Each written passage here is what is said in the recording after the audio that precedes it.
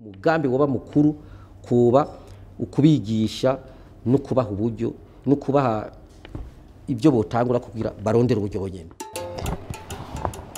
Mu 2016 ibice 75 by'abakenyezi n'abigeme ngaha mu Burundi ntibari bafise uburyo bwo kwigurira udutambara bakoresha mu bihe by'ubutinyanka. Ni iki muzokora kugira mu batezurira abo badashobora kuronka kwironsa bonyene ubwo buryo bakoresha? Rero umugambi nawo nyene ntiworoshe reka. Icambere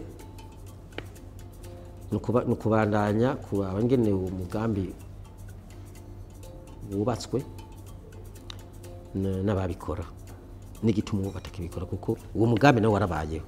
Umugambi umenga wo n'amashira hamwe y'abakenyezi sinzi ko ukibandanya kibwe Ntitwari twiyumviriye cyane Ntitwari twayikoreye ko cyane umugambi twashikirije mugabo ico mbona coca cihuta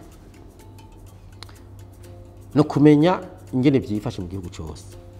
Hanyuma leta irashobora gufasha urumva uwo bari umugambi zo kumvandanya buhoro buhoro, ariko muri bya bindi twamye tuvuga byo guteza imbere abakenyezi bwo kubaha uburyo bwo kugira bagire amashira hamwe nabo yiterambere byo gufasha gusumba haciye hashingwa ikigega nuko tutari twavyumviriye byo gufasha gusumba haciye hashingwa ikigega abo bakenyezi nabo bigeme bashobora gukoreramwo bakaronga uburyo. Bamwe rero bakaza barigisha n'abandi ngene ubwo buryo bwoboneka bakaza bonyene bakaza barafasha mu kwigurira nabo nyene nibaza bararindira ngo leta izoduha canke ishiramwe kanaka rizoduha.